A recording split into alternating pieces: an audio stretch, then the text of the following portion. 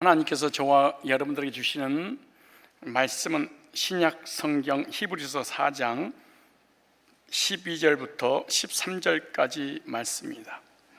찾으셨으면 다 같이 읽도록 합니다. 시작. 하나님의 말씀은 살았고 운동력이 있어 좌우의 날선 어떤 검보다도 예리하여 혼과 영과 및 관절과 골수를 찔러 쪼개기까지 하며 또 마음의 생각과 뜻을 감찰하나니 지으신 것이 하나라도 그 앞에 나타난 않음이 없고 오직 만물이 우리를 상관하시는 자의 눈앞에 벌거벗은 것 같이 드러나느니라. 아멘. 참 안식에 이르게 하는 말씀의 능력이라는 제목으로 말씀을 증거할 때 하나님께서 베풀어 주신 안식을 실제로 말씀을 통하여 누리는 시간이 되시기 바랍니다. 참 안식에 이르게 하는 말씀의 능력이라는 제목으로 말씀을 증거하려고 하는데, 여기에 중심 주제, 즉 명제가 뭐냐? 하나님의 말씀의 역사는 우리를 참 안식에 이르게 한다. 심령의 안식과 삶의 안식과 영원한 안식을 누리는 방법이 있는데, 이 세상의 그 어떤 것으로 되는 것이 아니라 말씀으로 이루어진다는 것을 말씀하고 있는 것입니다. 그래서 말씀의 능력을 알게 하고 말씀에 가까이 가게 하는데 이 설교의 목적이 있죠. 하나님께서 특별히 사랑하는 백성들이 있었는데 구약의 이스라엘 백성들이었습니다. 이스라엘 백성들이 어디서 살았냐? 애굽이라고 하는 바로 밑에서 400년 동안 노예로 종살이하면서 온갖 모진 고난을 다 겪고 불행 가운데 살았습니다. 이 400년 동안 노예 생활했던 그들을 하나님께서 출애굽시켜서 광야를 지나 요단강을 건너 가나안 땅에 안식을 주시겠다고 아브라함과 이삭과 야곱에게 약속하셨고, 그 약속을 이루기 위해서 하나님의 종 모세를 보내셨고, 모세를 통해서 하나님의 능력이 나타났고, 그리고 하나님의 역사하심으로 바로의 손에서 드디어 출애굽을 하게 되는데, 그 출애굽할 수 있었던 가장 큰 요인이 뭐냐? 유월절 어린 양 피를 좌우임방 문설주에 뿌림으로 죽음의 저주의 사자가 지나가게 되었죠. 그래서 그들은 출애굽에서 약속의 땅에 들어가기 위해서 한 걸음 한 걸음 광야길을 지나갑니다. 그런데 이 약속의 땅 가나안 땅에 들어가서 안식을 누릴 수 있는 기준이 있는데, 그 기준이 뭐냐? 바로 오늘 본문 히브리서 4장 12절로 13절을 보니까 말씀이다, 이렇게 말합니다. 광야에서 모세가 시내산에서 받은 어떤 율법이나 십계명이나 행위나 우리 인간의 의지로 가나안 땅에 들어가는 것이 아니고, 아브라함과 이삭과 야곱에게 약속한 말씀이 바로 기준이라는 겁니다. 그런데 이스라엘 백성들이 애굽에서 출애굽해서 가나안 땅에 들어가지 못하고 200만 명이 광야에서 죽어버립니다.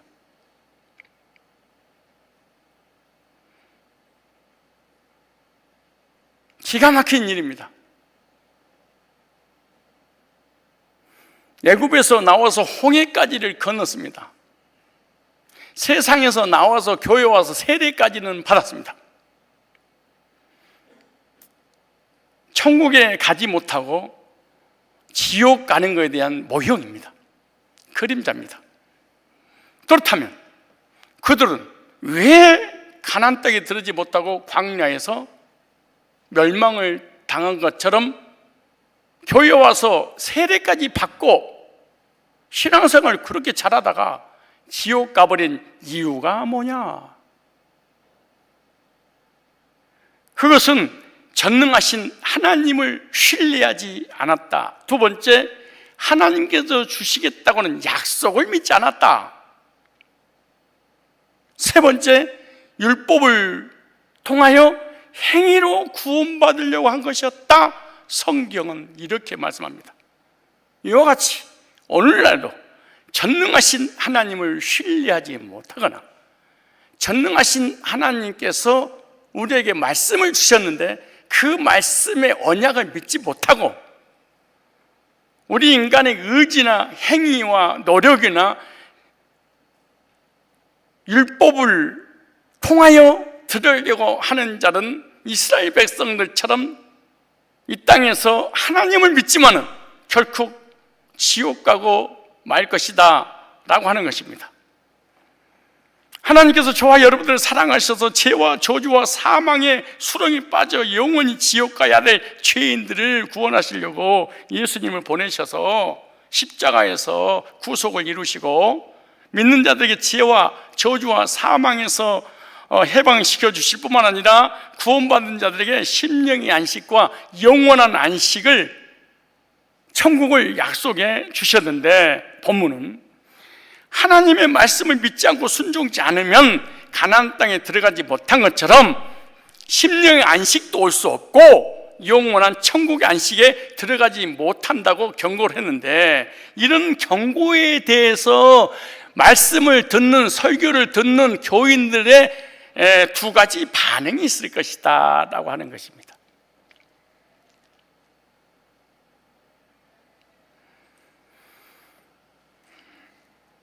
이런 경고에 대해서 두 가지 생각을 하면서 무시할 수 있는 것이고, 오늘날도 이스라엘 백성들처럼 무시할 수 있다. 여러분이 앉아서 설교 듣고 있지만, 듣고 있으면서도 이 말씀에 대해서 이런 생각을 하는데, 첫 번째 무슨 생각을 하냐? 설령 믿음과 순종을 하지 않았다 할지라도 누가 아는가라는 생각입니다. 하나님의 말씀이 선포됐는데 내가 믿음이 있는지 없는지, 잘 믿었는지 못 믿었는지 누가 알아? 그리고 모든 사람들이 볼 수 있을 만큼 큰 죄를 공개적으로 짓지 않는 한 누가 알아? 이런 생각을 할 겁니다. 세상에서 죄를 짓고 은밀한 중에, 이건 이제 도덕적인 거예요. 술이나 예를 든 거예요. 담배를 피거나 내가 몰래 숨어서 화장실에서 피웠는데 누가 알아? 이 숨은 죄를. 설사 하나님은 말씀하셨다 할지라도, 다시 말해서 은밀하게 부분적으로 조금씩 믿지 않고 조금씩 순종하지 않는 것은 아무도 모르게 넘어갈 수 있지 않겠어? 내가 100% 중에 90% 순종했는데 10% 안 했다고 그냥 누가 알겠어? 그냥 넘어가는 거지. 그건 내가 믿음이 없더라도 100% 믿음 갖지 않는 것도 아니고, 갖는 것도 아니고, 한 내가 7, 80% 믿고 이 30% 내가 믿지 않는 것을 누가 알겠어?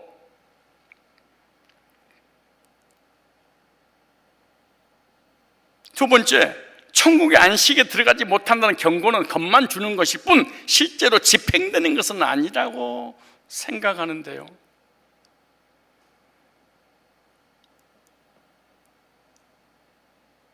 히브리서 4장 12절 13절 말씀은 이런 생각을 가지고 위에 경고적 권면을 무시하는 자에게 말씀하신 하나님은 모든 숨은 것까지 다 하셔서 판단하신다, 이렇게 말씀하셨어요. 반드시 그대로 집행하시는 분이라는 것을 밝혀 말씀으로부터 도망가지 못한다고 하는 하나님의 경고의 메시지입니다. 그리고 믿음을 가질 때 반드시 말씀에 근거한 믿음을 가져야 돼. 예수 믿는 거 말고.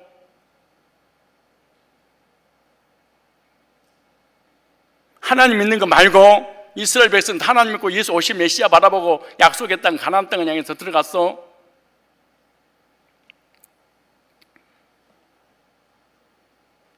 너희들에게 개인적으로 하나님께 주신 약속의 말씀의 근거 믿음이 아니고는 가나안 땅에 들어가지 못한 것처럼 천국에 못 들어가.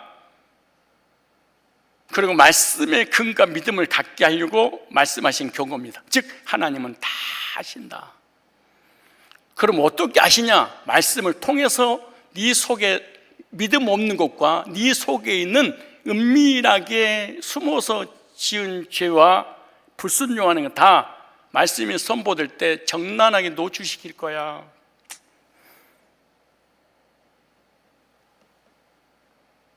그래서 히브리서 4장 12절 13절에는요 하나님의 안식에 들어가려면 하나님 음성을 듣고 믿고 순종해야 한다고 했는데, 그렇다면 하나님 말씀은 어떤 말씀인가? 그 질문에 대한 답변이 히브리서 4장 12절로 13절입니다. 답변이, 우리들의 답변에 대해서 하나님은 말씀하셨습니다. 하나님 말씀은 인간의 말과 달라서 살아있고 반드시 그 목적을 성취할 만큼 강력하며 인간의 마음의 상태를 정확하게 진단하되 어디가 아프고 어디를 수술이 필요하다는 식으로 진단해서 인간을 하나님 말씀 앞에 적나라하게 노출시킬 거야.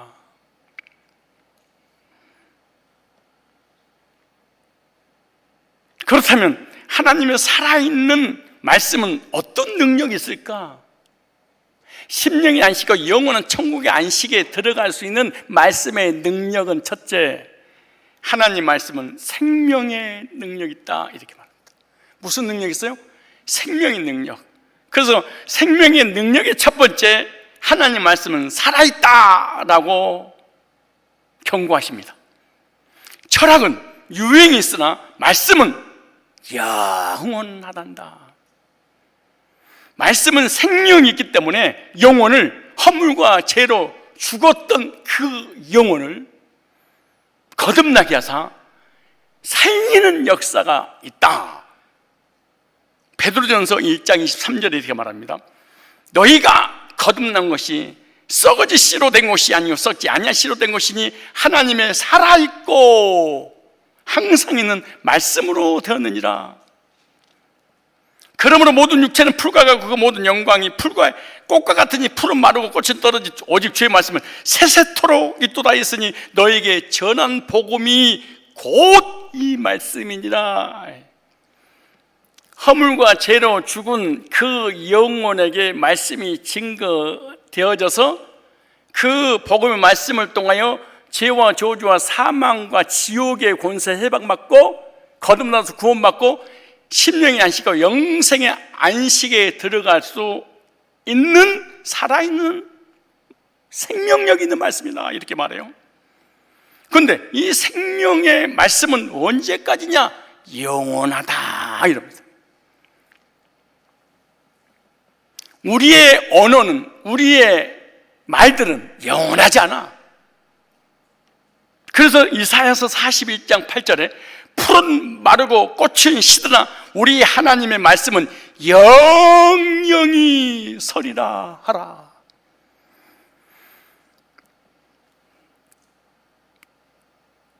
하나님의 말씀은 히브리서 13장 8절 보니까 어제나 오늘이란 영원토록 동일하시다.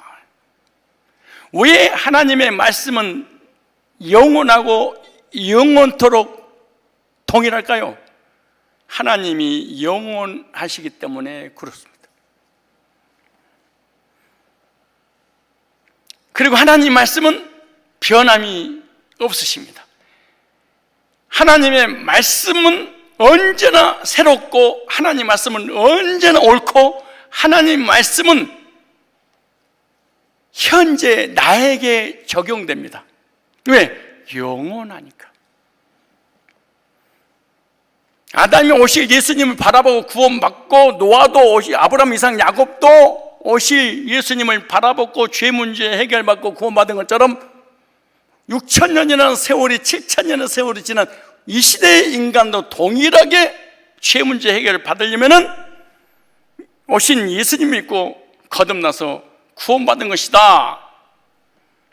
언제나 하나님 말씀은 역사와 문화와 문명과 시대에 관계없이 언제나 동일하다. 하나님은 영원하시고 영원하신 하나님의 말씀도 영원하니까 우리 인간은 언제나 하나님 말씀에 적용된다. 그래서 하나님 말씀은 죽지 않는, 썩지 않는 방부제 같습니다. 영원한 것입니다. 생명의 말씀은 영원히 유효합니다. 그 말씀을 목마르지 않는 생수다 그렇게 말합니다. 내가 주는 물을 마시는 자는 영원히 목마르지 아니하리니 내가 주는 물은 그 속에서 영생하도록 솟아나는 샘물이 되리라. 요한복음 4장 14절에 우리 모든 허물과 죄를 씻어내시는 정결케 하는 샘물이 되십니다. 요한복음 6장 68절에 보니까 영생의 말씀이다 이렇게 기록하고 있습니다. 예레미야 23장 29절에 보니까 능력의 불방망이 같지 않냐라고 비유를 했어요. 나 여호와가 말하노라 내 말이 불 같지 않냐냐, 반석을 쳐서 부서뜨리는 방망이 같지 않냐냐. 죽어있는 무력한 말씀이 아닙니다.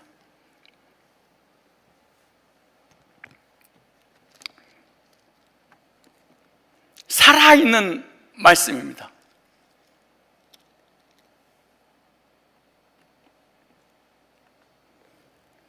아무런 힘이 없는 말씀이 아닙니다. 하나님 말씀은 살아서 믿는 자들에게 이 땅의 문제와 이 땅의 저주 문제와 그리고 내세의 영생 문제를 해결하시는 영원한 말씀인 것입니다.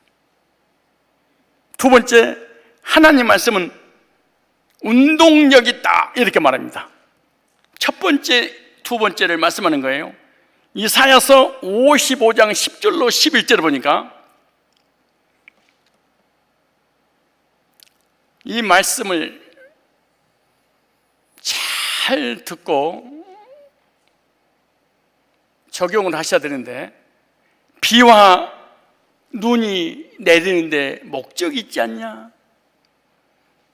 자연인들, 불신자들, 일반인들, 영적인 사람들은 육적인 것을 보고 영적으로 해석하고, 육적인 사람은 영적인 것을 보고 육적으로 해석을 합니다. 영적인 사람과 일반인하고 다른 점이 그렇죠. 성경에 기록되기를 비와 눈이 내리는 목적이 있단다. 하나님께서 비와 눈을 보내시는 의도가 있단다. 어떤 의도겠냐? 하늘에서 내려서는 다시 그리로 가지 않고, 비와 눈이 하늘에서 내리면 다시 하늘로 올라가지 않고 반드시 목적을 이룰 텐데, 그 목적이 뭐냐? 토지를 적시어서 싹이 나게 하며 열매가 맺게 하여 파종하는 자에게 종자를 주며 먹는 자에게 양식을 줌과 같이, 이와 같이 내 입에서 나가는 말도, 하나님의 말씀도 생명이 있기 때문에 헛되이 내게로 돌아오지 아니하고 나의 뜻을 이루며 나의 명하에 보낸 일을 형통케 하리라. 형통, 비와 눈의 목적은 농부를 형통케 하는 것처럼 하나님께서 우리 인간에게 보내신 말씀은 형통케 하는데 목적이 있단다. 하나님의 말씀이 선포가 되어지면 선포된 말씀은 하나님께로 돌아가지 않고 반드시 하나님께서 말씀을 보낸 목적을 달성할 것이니라. 비와 눈을 예를 들으면서 너희들이 하나님의 말씀을 진짜로 믿었다면 그 말씀이 너를 뒤집을 것이고 변화시킬 것이고 그 말씀이 천국까지, 영생에 이르기까지 인도할 거야. 그러나 너는 70% 믿고 90% 믿고 나머지는 안 믿기 때문에 말씀이 아무런 능력이 너의 삶 속에 나타나지 않고 이 세상 떠나갈 때 천국에 갈 수 없어. 대충 썬데이 크리스찬으로 믿으려고 하는 이 하나님을 속이고 자신을 속이고 사람을 속일 때 메시지가 찾아가서 경고합니다. 그렇다고? 대충 믿어도 된다고? 그래? 적당히 타협받아도 된다고? 오, 그래?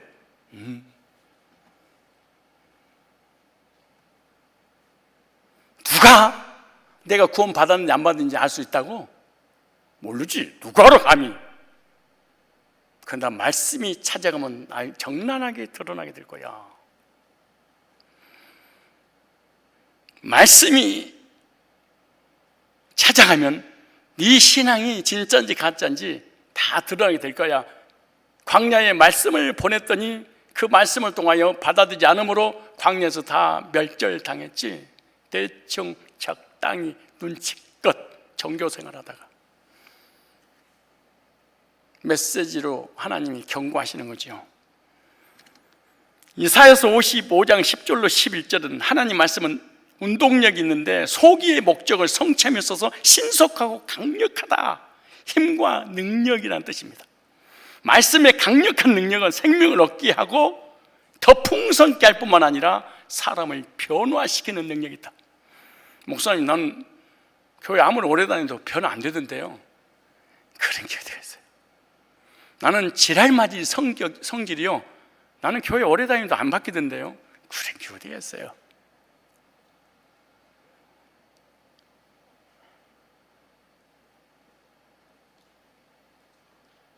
나는 옛날에도 성질 더러웠는데요. 나는 목사되고 장로되고 권사되고 집사되고 성질, 나는 지랄 같아요. 저는요, 할 말 다 하고 살아요. 나는 뭘 말씀이 변화시켜요? 그런 게 어디겠어요. 저번 시간에 얘기했잖아요. 불교 다니는 어떤 집사님이 구원받고 안수 집사가 돼서 뒤집어져서 신앙생활하는 성산교회 일꾼이 되니까 그걸 지켜보는 옆에 있는 안수 집사가 자기 부인에게 그랬대잖아요. 여보, 아무개 안수 집사님 참 많이 변했어, 우리가 봐도. 그랬더니 아내가 그 말을 듣더니 너는 더 변했어. 넌 더 변했어. 다 술, 담배, 꼴초들이었잖아요. 성질 더럽고 웃기기 좋아하고 논리에 맞지 않으면 쳐버리고. 물론 순간순간 그것이 기어 올라오기도 하지. 그러나 말씀이 찾아가면 다시 깔아앉게 만들고 변화시키고 회개시키죠. 말씀은 아무 능력이 없다고? 그래? 그럴까? 히브리 4장 12절 13절 말씀입니다. 말씀은 하나도 땅에 떨어지지 않고 반드시 성취된다.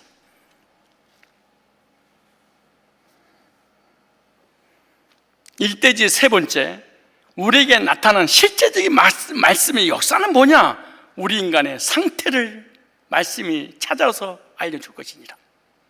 죄가 무엇인지, 죄를 어떻게 회개할 것인지, 그리고 말씀이 찾아오면 마음을 비우게 하고 우리의 삶을 신령하게 하고 우리 영혼을 영원한 소망의 복음으로 거듭나게 하시고 우리 마음의 위로와 격려와 소망과 힘을 주시고 구원받아서 심령의 안식과 영혼의 안식을 얻도록 성취시킬 것이다, 말씀이. 그런데 우리의 죄가 무엇인지, 어떻게 회개할 것인지, 어떻게 주님 영접해서 죄사함을 구원받고 하나님 자녀 되어 마음의 안식 얻고 삶의 안식 얻고 천국의 안식을 얻을 것인지 말씀이 찾아와서 알려주셨는데 히브리서 4장 7절에 오늘 본문에 보면 이렇게 기록됐습니다. 그들의 마음이 강팍함으로. 이 강팍할 때는요, 신앙생활 40년 이상 한 사람들 얘기하는 거예요. 새신자를 얘기하는 게 아니에요.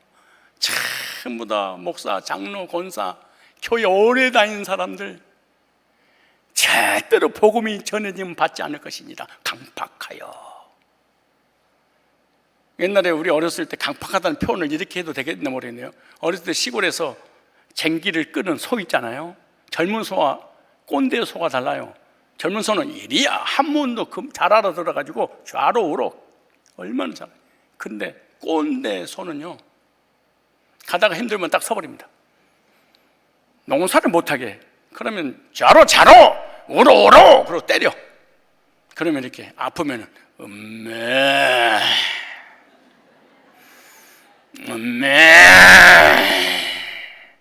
꼼짝도 안 합니다. 교회 오래 다니면요 꼼짝도 안 합니다. 음메 또 까네 씨래 또 치네 이래 안 바뀝니다. 여보세요, 히브리서 4장 7절에 오랜 후에 다윗의 글에 다시 어느 날 정하여 오늘날에 미리 이같이 일렀으되 오늘 너희가 그 음성 복음을 말씀을 듣거든 너희 마음을 강팍해 하지 말라 하였나니. 말씀이 선포될 때 강팍해 하지 마라. 강팍해야 된다는 것은 완고한 고집을 말해. 고집 센 소처럼. 완고한 고집을 가지고 있는 교인들의 특징이 뭐예요? 뭔 줄 아세요? 말씀을 받지 않습니다. 그럼 말씀 안 받고 어떻게 교회를 다녀요? 듣고 싶은 것만 듣습니다. 말씀 안 받고 어떻게 교회 다녀요? 믿고 싶은 것만 믿습니다.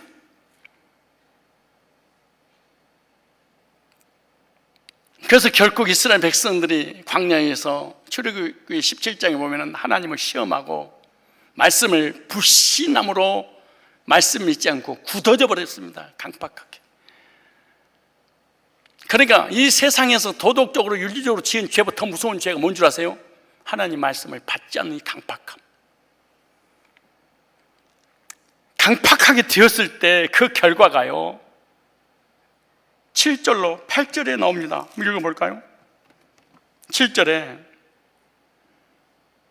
6절부터 그러면 거기 들어갈 자들이 남아있거니와 복음 전후 받은 자들이 순종지 아니함을 인하여 들어가지 못. 복음 이미 들었어. 말씀 들었어. 아니 10년, 20년, 30년, 40년 교회를 다니는데 복음 안 듣고 교회 다니면서 어디 갔어요? 들었어.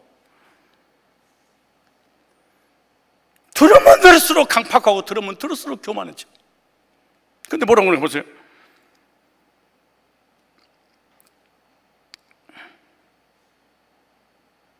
8절 오랜 후에 다윗의 글에 다시 어느 날 정하여 오늘날에 미리가 질러서 오늘날이니까 금성을 듣고 강박하지만 만 여호수아가 제게 안식을 주었다니 그 후에 다른 날을 말씀하지 않았으리라. 그러니 안식할 때가 하나님 백성이 남아있도다. 11절에 그러므로 우리가 저 안식에 들어가기를 힘쓸지니 이는 누구든 저 순종치 아니하는 본에 빠지지 않게 하렴이라. 광야에서 200만 명이 말씀을 거부함으로 광야에서 멸망당하잖아요. 오늘날도 시대마다 어느 때든지 마음이 강팍하여 복음을 받아들이지 않는 자가 있을 것이니라. 그것이 모형도고 본이기 때문에 너희들은 그러지 마라. 멸망 안 당할. 불신에 관한 얘기가 아니에요. 그렇지 않더라는 얘기지. 결국 하나님이 진노로 사게 되고 약속은 취소되고 하나님이 저주를 받게 돼서 광야에서 죽었죠. 하나님의 말씀은 어떤 말씀일까요? 영원한 말씀입니다. 하나님 말씀은 있으라 하면 있게 되었던 창조주의 말씀입니다. 하나님 말씀은 길과 진리와 생명의 말씀입니다. 하나님 말씀은 권세와 영광의 말씀입니다. 그 말씀이 자기 계시 구속의 완성으로 십자가에서 다 이루시고 3일만 부활 승천 하늘 영광 보좌 우편에서 대제사장으로서 믿는 자에게 의인이라고 선언해 주시고 믿기만 하면은 마음의 안식과 영원한 안식을 주신다고 약속했는데 안 믿어. 왜? 강팍하여. 그런데 이 사실인 진리의 말씀을 듣고 믿는 자, 순종하는 자는 하나님 말씀에 운동력이 있어서 좌우에 나선 어떤 검보다 더 예리하여 영혼 육을 찔러 쪼개는 역사가 일어날 뿐만 아니라 이 세상의 안식과 마음의 안식과 영원한 천국의 안식을 말씀이 보장해 줄 거야 이렇게 말합니다.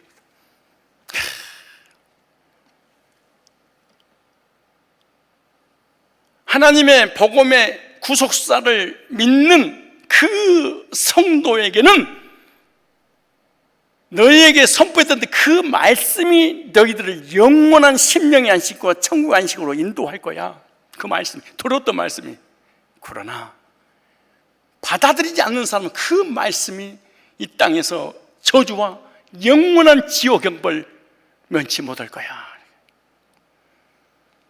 우리의 믿음은 지금 어떤 상태입니까? 여러분, 말씀을 받는 태도는 어떻습니까? 아버지가 자녀에게 말을 할 때 자녀의 태도가 어떻습니까?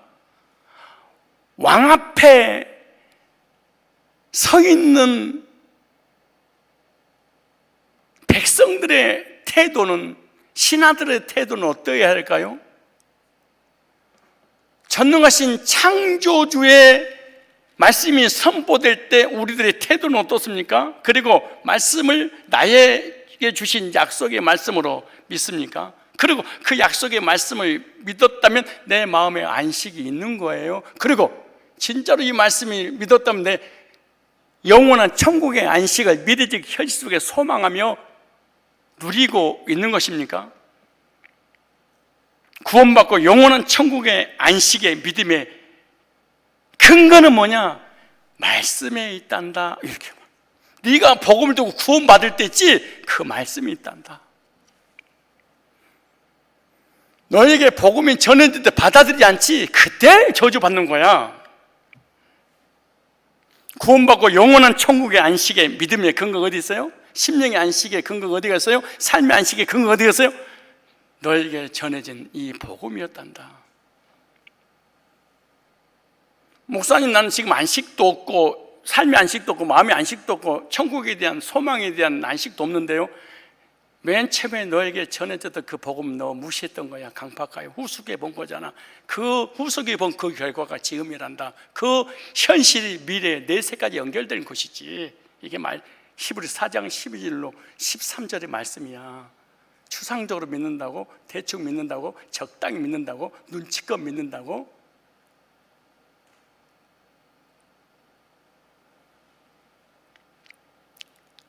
얼마나 들었던 복음의 말씀의 위대성에 대해서, 영원성에 대해서 보장을 해주는지 히브리 6장 17절 이렇게 말합니다. 히브리서 6장 17절에 공동번역 성경을 쉽게 제가 읽어볼게요.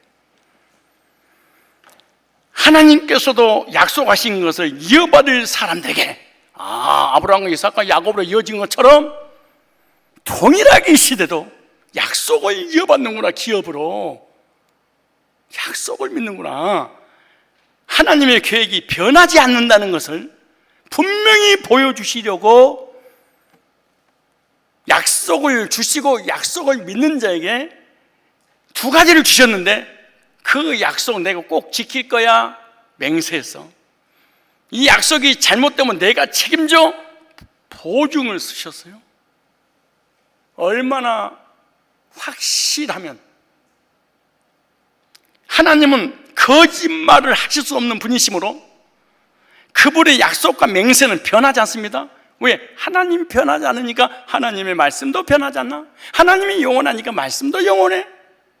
따라서 그 하나님을 피난처로 삼는 우리는 큰 용기를 얻어 우리 앞에 놓인 희망을 굳게 붙잡을 수 있습니다.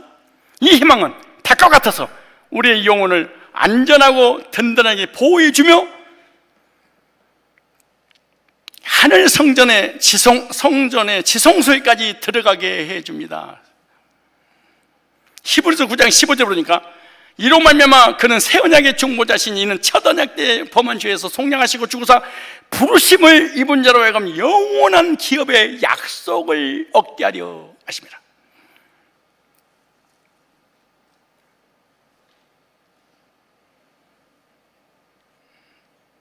하나님의 말씀은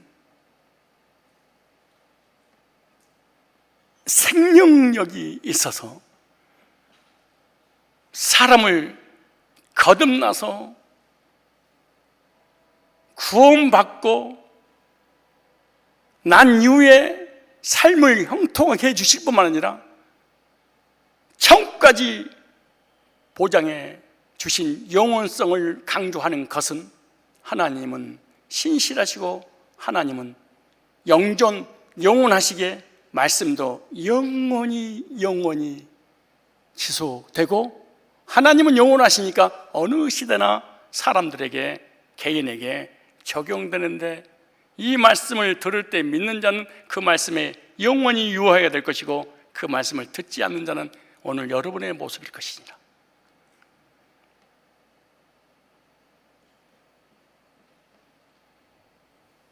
두 번째, 영혼을 수술하는 능력의 말씀입니다. 오늘 12절에 하나님의 말씀은 살았고 능력이 있어 좌우에 나선 어떤 검보다도 예리하여 혼과 영감 및 관절과 곳을 찔러 쪼개기까지 하며 또 마음의 생각과 뜻을 감찰하시나니, 영혼을 수술하는 능력의 말씀이에요. 여기서 단어를 좀 정리할까요? 하나님 말씀은 살았고 능력이 좌우 낯선 검보다, 여기 보니까 예리하여, 예리하다, 이 하나님 말씀의 능력입니다. 얼마나 예리하냐? 전도서 12장 11절 말씀이 보니까 지혜자의 말씀은 찌르는 채찍 같고, 살아있는 사람들이, 권세자가, 지혜자가 깨닫는 말씀은 그 사람이 생각지 못한 것들을 깨닫고 전하기 때문에 그 사람이 숨어있는 모든 것을 발견하게 될 거 아니에요. 그래서 채찍 같고 회중의 스승의 말씀은 잘 박힌 목과 같으니, 그때 계시록 1장부터 시작해서 보면은 16절에 그 오른손 7뼈 있고 그 입에서 자국이 낯선 검이 나오고, 2장 12절에 보니까 버가모 교회 사직의 편지, 자국이 낯선 검을 가진 이가 가라사대. 16절에 보니까 그러므로 회개하라, 그러지 않으면 내가 네게 속히 임하여 내 입의 검으로 그들과 싸우리라. 그 입에서 19장 15절에 보니까 그 입에서 이한검이 나오니 그것으로 만국을 치겠고 친히 저희를 철장으로 다스리며 그 친히 하나님 곧 전능하신 이의 맹렬한 진노의 포조틀을 받겠고, 그 입에서 이한검이 나오니 인간의 마음을 예리하게 뚫고 들어가서 파헤친다는 의미에서 어떤 예리한 칼보다 더 예리한 칼이다, 이렇게 됐습니다. 하나님 말씀은요, 인간의 내면 속에 숨은 동기와 느낌과 생각까지 파헤치고 드러낸다는 뜻입니다. 나도 모르는데 내 속에 있는 무의식 속에 숨어있는 것을 다 찾아요. 왜? 하나님은 창조주고 말씀으로 우주 모든 만물을 창조했으니까. 그래서 자르고 절제하게 하고 깎아내고 우리를 연단하여 다듬는 역사입니다. 잘라버린 역사가 죄악된 습관과 행실들을 끊어버리는 것이 예리한 하나님의 말씀입니다. 이 예리한 말씀 때문에 여러분들이 교회로 옮겨 다니는 거예요. 두 가지를 적용해 볼까요? 왜 교회를 평생 또 옮겨 다니는 이유가 뭘까요? 하나는 말씀을 들으니까 나를 찔러, 예리해. 그러니까 고쳐야 돼. 고치기 싫어. 에이, 다른 교회 가자. 그래서 대형 교회가 부흥되는 거예요.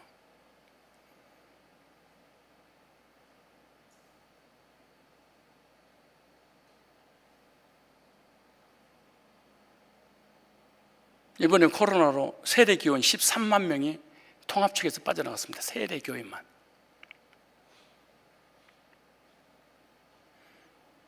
아예 교회 안 다니는 걸로 타종교로 옮기는 사람들도 많고, 캐톨릭이나 불교로. 정치인들, 연예인들을 제가 조사해 봤더니 거의 기독교에서 신앙생활 하다가 불교로, 캐톨릭으로 전향한 사람들이 약 90% 됩니다.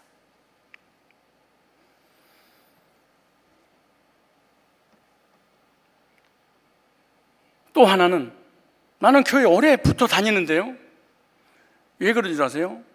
그 교회 전해지는 목회자가 예리한 메시지가 없습니다. 왜? 죽어있기 때문에 성도들을 찌르지를 못합니다. 그래서 속에 뭐가 있는지 아무도, 그거 나한테 하는 얘기 같지도 않아. 우리한테 하는 얘기 같고, 뭐 세상 돌아가는 것 같고, 나한테 개인적으로 하는 것 같이 느끼지 않아. 메시지가 예리하지 않으니까. 그래서 붙어 있는 거예요. 한 번도 그 메시지가 나한테 찾아온 적이 없어.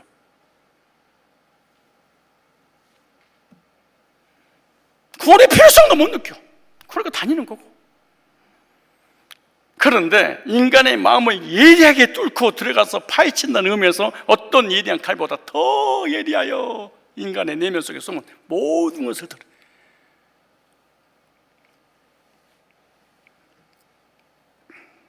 예리하다.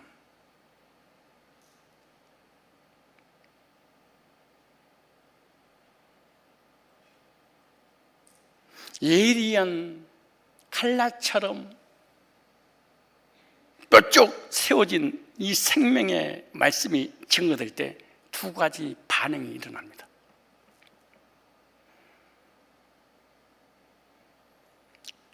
하나는 베드로가 성령 충만 받고 복음을 전했더니 15개 나라 사람들이 그걸 듣고 형제들아 어찌할꼬 말씀이 찌르니까 예리한 칼처럼 찾아오니까 이 골수를 막 뽀갤 정도로 메시지가 강렬하게 찾아왔어요. 어이알꼬 어찌알꼬 주 예수를 믿으라 그리하면 노아의 집이 구원되리라. 구원의 역사가 일어났습니다. 택자들은. 그게 사도행 2장이에요 사도행 7장에 보면 스데반이 성령 충만하여 말씀을 증거할 때 뭐라고 기록됐냐? 그들의 마음에 찔려 복음을 전했던 율법주의자, 신비주의자, 인본주의자, 정말로 대충 신앙생활했던 사람들이 다 걸리게 돼서 찔렸는데 사도행 2장에는 회개했어요. 사도행전 7장에는요 찔려 이를 갈며 돌을 들어서 스데반을 쳐 죽여버렸습니다. 목회자가 예리한 메시지를 전할 때 여러분 숨은 속에 있는 것이 나는 모르는데 말씀이 찾아가서 드러냈어요. 그럼 본인이 말씀 딱 찾아내. 그럼 두 종류의 사람이 있어. 까네, 친해. 그래서 내가 교회를 안 다니는, 다른 교회 다니는 거야. 숨어 다니는, 평생을 옮겨 다니는 거야. 어떤 사람은 어이알고 목사님, 내가 말씀을 들어보니 난 율법주의고 신비주의고 인본주의고 듣고 싶은 것만 듣고 믿고 싶은 것만 믿었습니다. 나는 신앙생활 50년 하면서 난 하나도 변한 게 없습니다. 말씀 들어보니까, 말씀이 찾아오니까 어떻게 하면 좋아요? 상담해야지, 구원받아야지. 그 다음에 찌른다 그랬어요. 찔러 쪼개, 찔른다. 불신자들은 찌르는 칼이요 하나님과 멀어지게 하는 사단의 심장으로 물리치는 찌르는 칼인데 에베소 6장 17절에 그렇게 말합니다. 성도들을 수술해서 살리는 칼입니다. 심령을 관통한다는 의미가 있어요. 사도행 2장 37절 말씀을 듣고 찔려 심장을 관통해서 변화시켜서 구원받게 한다. 말씀이 마음에 깊이 박혀 수술하고 회개해서 심령의 안식과 영혼 안식에 들어오도록 하는 것이 말씀이에요. 여기 또 쪼갠다 그러죠. 12절에 영과 혼과 육을 찔러 쪼개까지 하며 그랬어요. 말씀은요 인간의 영혼의 가장 깊숙한 음지까지도 조사해서 잠재의식인 동기까지 밝은 빛 앞으로 이끌어낸다 그렇게 말합니다. 구원받기 전까지는요 좀비 같은 신앙생활합니다. 숨어서 아무도 모르겠지. 내 신앙을, 내 믿음을 적당히 믿어도 누가에게서 어쩌면 좀비처럼 하다가 어둠이 찾아오면 나와가지고 딴 사람 생명을 핏바라먹고 사는 것처럼 교회 안에 오래 다니는 신앙의 좀비들은요 성도들을 시험 들게 만들고 상처받게 만들고 낚시 먹고 좌절하게 만들고 목자간, 교회간, 구원가까지 흔들어버리고 뭘로? 말씀으로, 뭘로? 예수 이름으로, 뭘로? 신학으로, 뭘로? 자기 주관적 체험을 가지고. 말씀은요 인간 영혼 구석구석까지 비치는 밝은 태양 같은 역할을 합니다.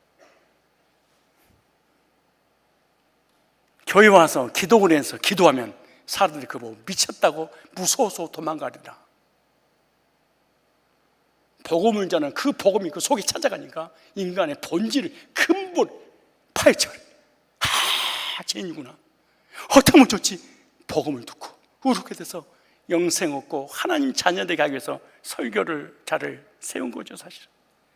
25절에 그 마음에 숨은 일이 드러나게 되므로. 아무도 모르는 줄 알았는데 목사님이 말씀을 선포하는데 내가 평생 동안 가지고 나만 알고 있는 모든 죄를 다 긁어먹어버려. 신앙도 진짜인지 가짜인지, 구원 받았는지 못 받았는지, 천국 갈 사람인지 못 갈 사람인지 너무너무 정확하게 긁어내니까 어떤 사람은 성경 버리고 도망간 사람도 있고 막 덤비는 사람도 있고, 어떤 사람은 회개하고 돌이켜 구원받은 사람도 있고, 어떤 사람은 깐다고 해싸고 못 견뎌서 드러나게 됨으로 숨은 것이. 말씀은 심령을, 생각을, 마음을 감찰하는 능력이 있습니다.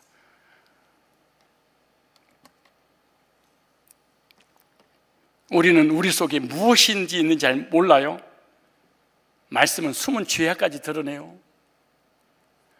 우리 대장 속에, 위 속에 뭐가 있는지 나는 몰라요. 내시경을 집어넣으면 싹 찾아내요. 하나님 말씀에 내시경을 집어넣어버리면 하나도 빠짐없이 찾아내요. 그래서 인본주의나 강팍한 자나 완악한 자는요, 교만한 자는 예배 드리다가 뛰쳐나가버려요.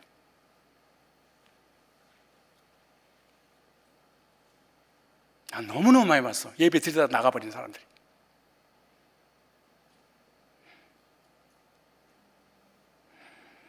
에레미야 17장 9절에 나옵니다.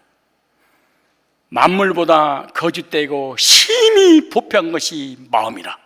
누가 이를 알려? 착하게 살고 선하게 살고 구제하고 남을 도우니까 이 사람이 근무이 착한 줄 아는데 저도 저를 몰라. 얼마나 더러운 존재인지, 얼마나 우리 인간이 악한 존재인지 지가 저도 몰라. 그런데 말씀이 찾아가면 알아. 그럼 이렇게 말합니다. 나 여호와는 심장을 살피며 폐부를 시험하고 각각 그 행위와 그 행실대로 보응하리니. 우리는 결코 하나님을 속일 수 없습니다. 주님의 눈을 피할 수 없습니다. 우리는 말씀을 통해 모든 허위와 위선과 가식을 벗고 알몸으로 하나님 앞에 서게 됩니다. 신기합니다. 진짜 생명 있는 말씀을 전하는 교회 다니면요, 머리부터 발끝이 벗겨버려요. 너무 부끄럽고 수치스럽고 숨어버릴 정도로 나에 대해서 알아. 말씀. 머리를 들지 못할 정도로, 고개를 들지 못할 정도로. 근데 완악하고 강팍하고 이런 사람은 그러다가 말든가 들을 것만 듣고 믿고 싶으면 믿지 반응하지 않습니다. 그리고 교회 오랫동안 다녀버립니다. 주님은 우리 외모로 판단하지 않고 진리로 판결하신 분입니다. 진리로 찾아가서 진리로 판결해서 구원할 자를 구원하고, 징계할 자를 징계하고, 지옥 보낼 자를 지옥 보내고, 뭘로 결정한다고? 말씀으로. 우리가 기도하고 회개하고 금식하고 헌신하고 방언받고 열심히 하나님 섬김으로 기준이 되는 게 아니에요. 말씀으로, 말씀의 잣대로. 하나님 말씀 이렇게 살아있고 소기의 목적을 성취하는 능동력 있고 예리하게 분석하고 진단하여 숨은 일체를 폭로하고 하나님의 공의의 심판대 앞에 세우는 본질을 가지고 있다, 말씀이. 그래서 전비들이 빛으로 못 오는 거예요. 빛 가운데로 죽으니까. 요한복음 1장에 빛이 돼 어둠이 싫어하여 다 도망가 버렸다. 어디로? 어두운 곳으로 다 숨어버려요. 오늘 말씀을 듣고 믿고 순종해서 구원받을 생각하지 않는 줄 아세요? 숨어버리는 거야. 나의 수치가 적나라하게 드러나니까. 그런데 이들이 장로가 됐어, 목사가 됐어, 권사가 됐어, 중직자가 됐어. 그런 사람은요, 권세가 있기 때문에 자기의 수치를 감추기 위해서 공격적 방어로 해가지고 문제를 일으키는 거예요. 공격적 방어로. 나는 의로워, 네가 잘못한 것이지. 무서운 사람들입니다. 구원받고 직분을 맡아야 되는데 구원 안 받고 변화가 없는 상태에서 직분을 맡으니까 교회에 어지럽히게 되는 거죠. 오늘 본문은 이런 말씀 앞에 자신의 가식을 숨길 수 있을 것이라고 착각하여 불신앙과 불순종에 빠지지 말고 복음의 말씀을 들을 때 복음을 믿음으로 화합하고 복음을 순종하여 약속된 마음의 안식과 영원한 천국의 안식을 차지하기에 힘써라. 아직도 너희들 중에 안식을 얻을 남은 자가 있느니라. 어떻게 보면 아냐? 말씀 전해보면, 말씀을 보면 알아. 네 번째, 그렇다면 복음이 선포될 때 그 복음에 대한 성도의 자세는 어떻게? 자세는 첫째, 간절히 삼가라. 찾아볼래요? 4장 1절. 아니, 2장 1절 볼까요? 2장 1절에 복음이 들려질 때 너희들은 아직 구원받지 못한 사람이나 구원받았으면 어떻게 될 것이냐. 보세요. 그러므로 모든 들은 것을 복음을 들었어요. 우리가 더욱 간절히 삼갈지니. 간절히 삼가라. 복음, 구원을 받은 성도는 이미 들은 복음을 더욱 깊이 마음에 새겨라. 현대어 성경은 이렇게 됐어요. 그러면 우리는 이미 들은 그 진리를 더욱 굳게 마음속에 간직해야 됩니다. 그렇지 못하면 진리에서 떠나 포류할 수밖에 없습니다. 공동번역에 보면 그럼 우리는 들은 바를 더욱더 굳게 간직하여 바른 길에서 벗어나지 않도록 해야 됩니다. 무슨 말이에요? 복음을 반복적으로 새기지 않으면 흘러 떠내려갈 수도 있다. 밥 한 끼 먹고 일주일 동안 버틸 수 있냐? 없다고 합니다. 2주를 버틸 수 있냐? 없다고 합니다. 영적 양식과 육적 양식이 똑같습니다. 영적 양식을 한 번 듣고 나는 아무렇지도 않고 세상에서 인조해야 합니다. 그럴 수는 이미 흘러 떠내려가는 겁니다. 그래서 기록해 놨습니다. 구원 받았어? 흘러 떠내려가지 않고 반복해서 복음 들어. 그러므로 여러분이 헛되이 믿는 몰라도 그렇지 않고 여기 보세요. 공동문 번역을 보면 그러므로 우리는 들은 바를 더욱더 굳게 간직하여 바른 길에서 벗어나지 않도록 해야 됩니다. 들어서 구원 받았지? 구원받은 그 복음 계속 듣지 않으면 너 떠내려가 버려. 구원이 취소된다는 얘기가 아니고 너는 구원의 확신이 없이 불신자보다 더 웃기게 살 거야. 불신자보다 더 악하게 살면 더 살았지. 더 경건하고 거룩하고 믿음으로 살 수 없을 거야. 그래서 불신자도 꼭 이런 얘기 들을 거야. 예수 쟁이들 우리보다 더 더럽고 악하네. 욕심 많고 이 소리는 들을 거야. 이 얘기를 들을 수 있어. 나하고 다르네. 이런 소리 못 들어. 떠내려갔습니다. 찾아볼까요? 고린도전서 15장 1절. 그래서 반복적으로 들어라. 볼까요? 고린도전서 15장 1절에 형제 여러분, 전에 내가 전해준 복음을 여러분 마음속에 되새겨 주려고 합니다. 이미 들었어요? 구원 받았어요? 이 복음은 여러분이 이미 받아들였습니다. 거듭났네. 하나님 자녀네. 또 여러분의 믿음의 기초가 되었습니다. 근데 보세요. 그러므로 여러분이 헛되이 믿는다면 몰라도 그렇지 않고 내가 전해준 복음을 그대로 굳게 지켜 나간다면 여러분이 이 복음으로 구원을 받게 될 것입니다. 이미 들었던 복음 구원받은 거 맞아. 그러나 계속 듣지 않으면 구원은 잃어버리지 않는다 할지라도 너는 하나님 백성으로 살아갈 수 없어. 그래서 내가 다시 너희들에게 전했던 그 복음을 다시 되새겨 주려고 또 복음 전합니다. 또 구원론을 전합니다. 구원파라고? 미친놈. 또 내가 구원론을 전해야 되겠습니다. 왜? 들었던 복음 다시 확신하고 확증 받으려고. 왜? 흘러 떠내려가니까. 구원을 받았다면 영원. 우리 교인들 신앙생활 하다가요 시험 들면 교회를 떠나면서 하는 말이 그래요. 목사님, 장로와 관계가 권사하고 집사하고 관계가 아닌 교회를 떠나겠습니다. 그러나 나는 구원 상담 전문가고 이미 구원받고 목자가 되고 일꾼이니까 밖에 나가서 이 구원론을 전하면서 영혼을 살리는 사명으로 쓰기만 받겠습니다. 수백 명 나갔겠죠. 우리 교회도 30년 가까이 목회하는데 90%는 불신앙으로 돌아가 버렸습니다. 술, 담배, 세상 사람보다 더 악해져 버렸습니다. 그리고 나머지는 교회에 아따가. 그래서 내가 느낀 게 아니었어. 복음이 그 사람을 지켜주지, 내가 나를 지키는 게 아니고 밥이 나를 지켜주는 거지. 내가 나를 지키지 못해요. 밥이 나를 지켜주는 거지. 하나님의 말씀이 나를 지켜주는 거지, 내 믿음이 지키는 게 아니야. 속은 거야. 거짓말이야. 건물이 눈비 비바람을 매서 지켜주는 거지, 이것이 없는데 내가 나를 비바람에 지킬 수 있어. 이렇게 되겠어요.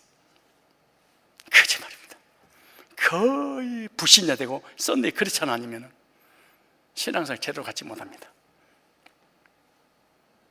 그래서 복음을 뭐라고 말씀하냐 그러면, 우리가 복음에 대한 태도가 어떻게 되냐면 3절 보세요. 3절에 2장 3절에 우리가 이같이 큰 구원을 등한히 여기면 등한히 여기지 말라.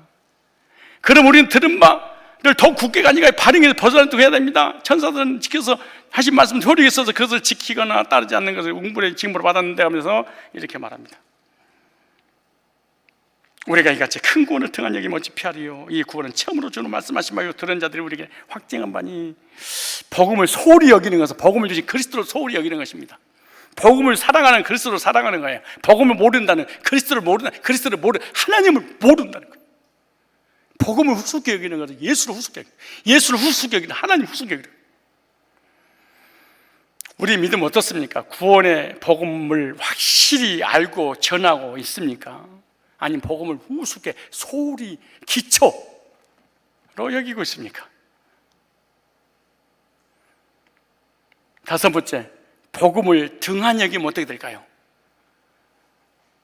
조심해야 됩니다. 왜? 떠내려가지 않게 하라. 여기 나오죠. 혹 흘러 떠내려가기 없냐노라 그러잖아요. 복음을 듣고 무시하고 등한히 여기고 마음속에 흘러 떠내려가 버려요. 그러면 예를 들어서 구약의 율법을 범해도 돌에 맞아 죽었건을 오늘날 복음을 거절해서 심판받아 지옥 가는 것은 당연한 거 아니겠냐. 이 큰 구원을 등한히 여기지 말라. 예수님의 구속의 은혜로 구원해 주신 값진 구원, 귀한 구원, 보배로운 구원을 말하는데 등한히 여기면 어찌 하나님의 진노를 피하리요. 근데 언어에 보니까 이렇게 됐어요. 등한히 여긴단 말은 꼬리 치지 말라. 꼬리 치는 건 됐습니다. 등한히 여긴단 말이 무슨 말이에요? 믿음으로 구원받아. 그러나 꼬리는 율법을 지켜야 돼. 은혜로 구원받아. 행하면 믿음은 죽은 믿음이야. 단번에 구원받아. 아직 시키면 지켜서 구원을 이루어나가야 돼. 복음을 듣고 믿을 때 성령 세례받아. 아니야. 방언이 성령 세례야. 똑같은데 끄트머리를 다르게 해석해. 꼬리를 친다. 그러니까 이스라엘 백성은 광야에서 죽은 거야. 꼬리 율법에 꼬리를.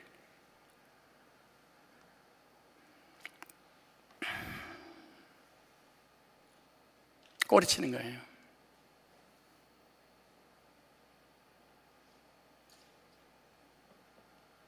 예수님 믿음으로 구원받아. 맞습니다. 그래, 행함으로 증명해야 돼. 믿음만이 아니야. 삶이 변화되지 않으면 너는 구원이 아니야. 꼬리가 딱 달붙으면 되게. 언제든지 복음과 믿음 옆에 조건을 딱 붙입니다. 이단들은 신기합니다. 딱 이거 복음이면 돼 이러잖아. 맞아, 복음 돼. 그러나 반드시 삶의 열매를 맺어야 돼. 그렇지 않으면 구원이 아니야. 이단은 반드시 이 복음 옆에 꼬리표를 달고 옵니다. 구원받은 건 맞아. 그러나 성화돼야 돼. 구원받은 건 맞아. 천국 가봐야 돼. 구원받은 건 맞아. 믿음을 행위로 증명해. 열매 있어? 없지. 선한 열매. 그건 구원 아니야. 항상 이것이 따라다닙니다. 이단들의 특징이. 그래서 등한 여긴다 이 말, 꼬리 친다 이런 뜻입니다. 아픈 데 같아. 그러니까 미혹당하지. 교인들이 끄트머리가 딱 달라. 이단하고 똑같습니다.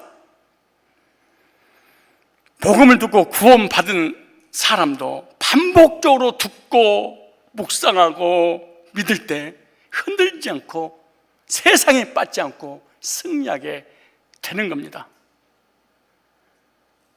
그래서 이단들은 율법에 거짓 교리에 창념되지만 예수 믿고 구원받은 사람은 디모데후서 6장 3절로 5절 보니까 복음에 창념해라. 복음에 창념하려면 어떻게 되냐? 반복해서 들어라. 만약에 반복해서 듣지 않고 흔들려 버리면 이 땅에서 삶의 복을 보장받을 수 없다. 우리의 마음의 구원의 감격이 식어버리지 않았습니까?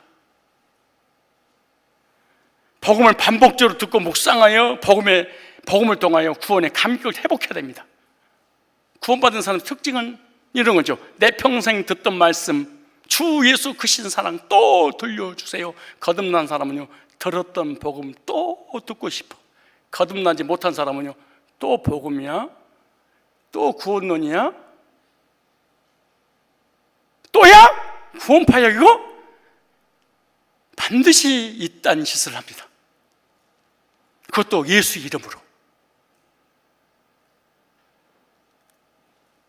히브리서 2장 1절 3절 말씀처럼 등한히 여기지 말고 구원받은 것을 감격하고 놀랍게 생각하고 하나님께 영광을 돌려야 됩니다.